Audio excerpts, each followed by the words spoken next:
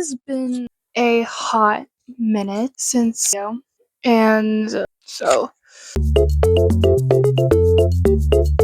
anyways, it's been a long while since I made a long form video, and the reason behind that, does that work? I don't feel like that works. We're just gonna see if that works. The reason behind that is, well, really isn't a huge reason behind that. I don't know, it's just hard to make long form videos and it takes me forever to edit them. Anyways, today's video is going to be a April and May reading wrap up. The thing is, I was going to do reading wrap ups for every month of the year, but as you can see, that did not end up happening. So I'm just going to do April and May, so that is what I'll be doing. Also, this month for June, I wasn't even supposed to say that. So that is the whole idea with this video, is I'm going to be doing the books I've read, thoughts on them, and that's basically what I'll be doing. So basically just going through the books I read through April and May, which April has been my favorite reading month so far of this whole entire year. And so I'm just going to be going through all the books, kind of telling you my review, and just going through them. So without further ado, let's get to it. First and foremost, very quickly, I'm going to be telling you guys my last, current, and next read, and just some details with that. So my last read was XOXO. I was in the mood for a K-pop type book with Asian culture, food, surroundings, stuff like that, and I had a hard time picking between XOXO. I think the other one was called the Cherry Blossom Bookshop, something like that. I don't know. So I chose this one because it was way cheaper. And this was a solid 3.75. And if you want to know my actual full review, you just check my Goodreads where I posted the review, because I don't really want to get too into it. Probably have to edit so much of that. My current read is Fahrenheit 451. This is actually a classic, which I'm only 5 pages in. It's kind of interesting, a little bit confusing. I'm not saying I'm not a huge fan so far, but maybe that will change. And my next read, which was also my last read, I started this in May. This is the first book I picked up in May. I got like 109 pages in, and I just decided about this far in. And I was like, I think I'm going to take a break from this because it's just taking me a while. But I will be picking it back up right after I finish Fahrenheit. So that is my last current read and next read. But now let's get into the whole video of where I show you the books that I read. First, let me get this. Holy crap. I'm kind of nervous. I have a whole stack over there. Everything that I read in April, which I kind of read a lot. I didn't really think I read that much, but I did. So, my first book of April was Tress of the Emerald Sea. This is my first Brandon Sanderson book, and I did tab it. I expected it to be more landish.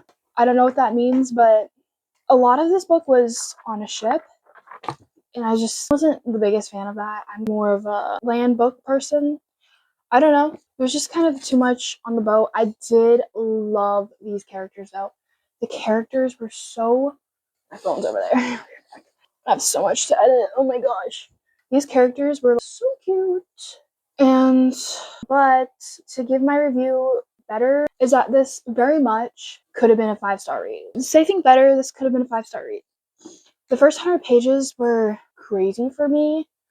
I don't know. I really love Charlie and Tress. I forgot her actual name. It's kind of an interesting name, but the whole middle of this book was boring for me and extremely drug out. I felt there could be more than just a whole ship ride. And there was planning and stuff, but it just wasn't interesting. The atmosphere and description of the world were also extremely limited because we were on the boat for almost the whole book. And I don't like that, but Tress and Charlie, again, they're so cute.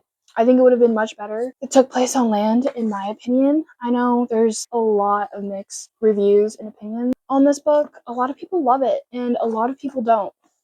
I'm kind of in the middle. I loved the first 100 pages, not so much the others. So then I picked up Pride and Prejudice by Jane Austen. This book is stunning. Can I just say that? This is the heaviest book I own as well. I got this from my aunt for my birthday, so I just had to read it, and I loved this. I genuinely loved this. I believe I rated it a 4.5. I think I rated it a 4.5. I rated it a 4.5, I believe. It's pleasant and comforting. The way she writes about their everyday stories and adventures is just so intriguing. That's the word. There were limited atmosphere descriptions as well in this book, basically little to none, but I'm pretty sure it's just classics for you. Overall, I love this. Jane Austen, I'm just gonna say something, and I don't want romance readers or rom-com readers to take this the wrong way because I read those too, and I love them. But just seeing the way that these romance classics were written back in the day is just so much more complex than romance, like a nowadays romance book. Nowadays romance is one I don't want to say this. What I'm saying is her love for Darcy and Darcy's love for her is not just the main plot. It's between her family and her siblings, and I don't know. It's wonderful. That's all I have to say is this book was so pleasant. I'm pretty sure I rated it 4.5 stars. Pretty sure I rated it 4.5 stars. So this next book is very confusing. This is the Elsewhere Express. So the thing with this book is I picked this up 5 times. The first time I'm pretty sure I picked it up in February, and then in March, and then I picked it up again in March, and blah. So it took me a while to get to this book. Also, appreciation for the cover. And I did finish it, and I don't know what to say. I was bawling by the end of this book. I thought I would hate this book, and for a while it was a 1 star. But I loved this book, and the rating is anywhere between a 3.25 and a 5 star, which is very confusing. I still don't know which to read it. I don't know what to rate it. The characters and the plot, just halfway through, I got so attached, and I was like, stop. What am I doing? Why am I having all these feelings? And why am I enjoying this atmosphere? This is the kind of book that just grows on me. So I almost want to rate it low. The reason why I want to rate it 3.75 is because for most of this book, I was bored. But the reason I want to rate it a 5 star is because the ending absolutely broke me and it had me feeling all the emotions. So take that as you take it. And so at this point, I need a palate cleanser because I just read a fantasy and then a classic and then another fantasy. So I read Taking Chances. If you don't know, Heartland's 4 of the books, and this is the 4th book that I read. I rated this a 2.95. I feel like I would have loved this much more when I was younger or when I first started reading, which was, well, reading consistently, which was a year ago. Say a few things about the main character. Amy is so annoying. She was less insufferable in this book, but she just is so annoying. This basically just felt like a lot of pointless drama, but it did what it did, and it was fine. Next, oh my gosh, I read The Sun and the Star Maker. This is where my reading rampage, whatever, started. This is where I started absolutely eating up books. I read this in 2 days, which is extremely fast for me. So I was reading 200 pages a day. Look at this cover. Actually, I'm going to show you the other end paper because it has my name in it. Look at this. This was 6 stars. This has gotten into my favorite book ever list. This is everything. The characters in this, you will absolutely die for. Some thoughts I had about this is I cried on page 8, which I think was around the prologue, so I was already crying by page 8. I cried, I'm not even kidding, it got to a point where I started counting near 100 times. Not even close. Maybe 60 times, to be completely honest. But I cried a lot, and I felt like by the end of this book, I felt like I had a fever.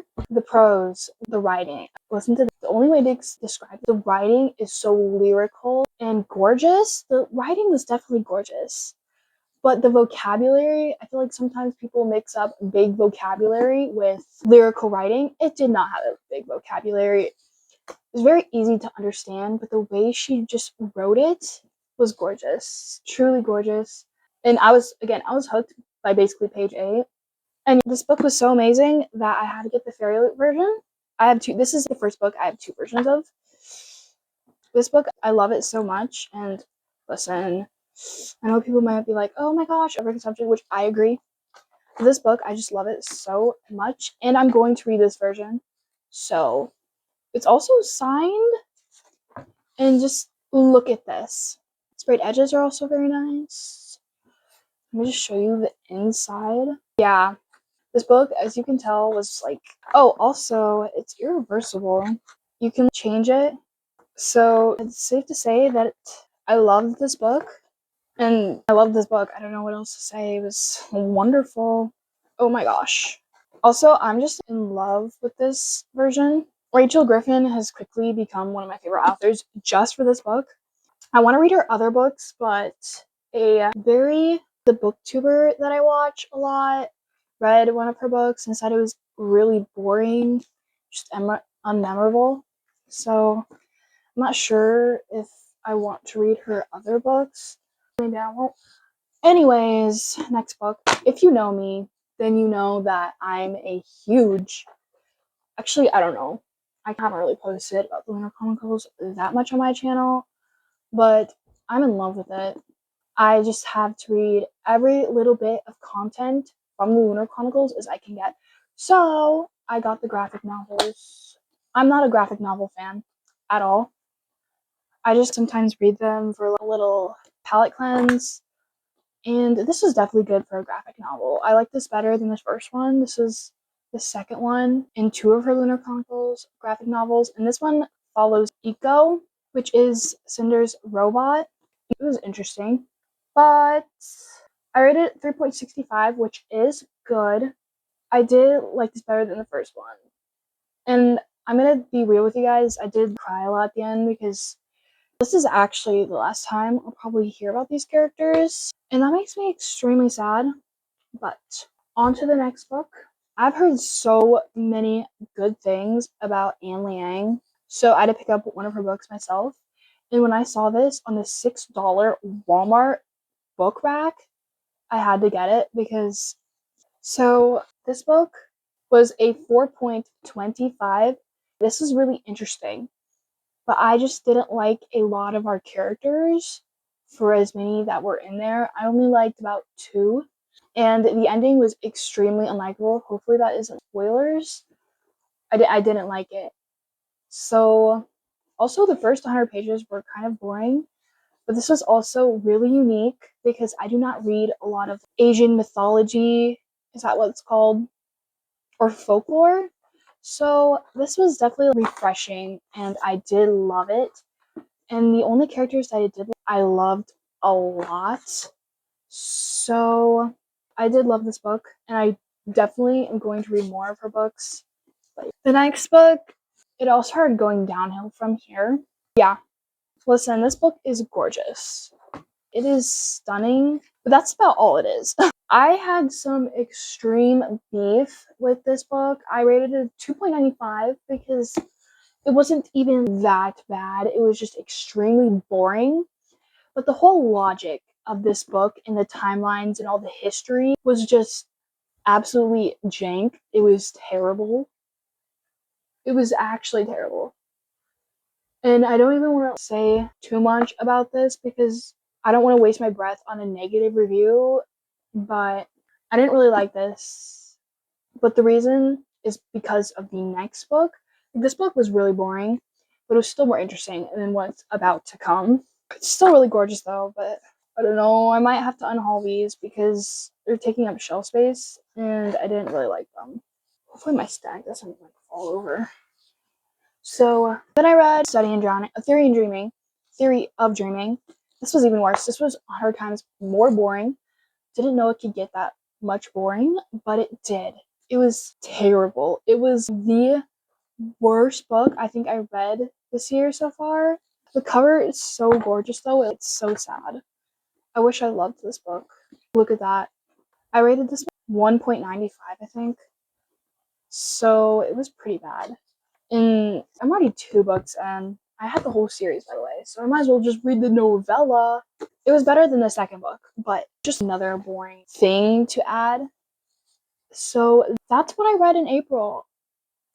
I think I read 9 books in April. No, I read 10 books in April. Pretty good. I liked the majority of them, which I'm happy about. And I did have a 6-star in there. So I'm grateful. Seriously, I am grateful.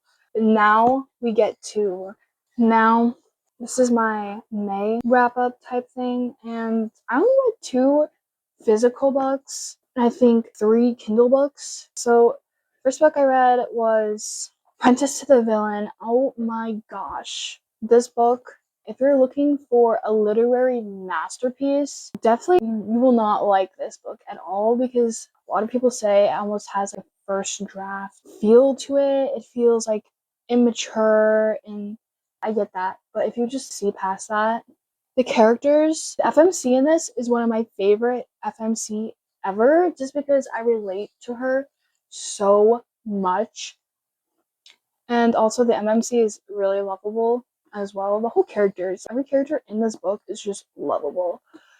It's extremely funny, which I barely find books funny. This is really funny, and I just needed joy in my life. So I read this because I read the first book and I loved it. This was a 4.5. The first book was a 4.75, so I do think I enjoyed the first one better, but I am so excited to read the third one. And then I picked up Sugar and Sorcery by Shannon Riki. I think that's how you say her name. Riki, I don't know. Sorry. I really wanted to like this book because I was just so impressed with the design. She did everything. She made the cover, she did all the illustration. I was just really impressed. But this book, I almost DNF'd it. Look how pretty. It was so boring for me. I genuinely couldn't care less about these characters.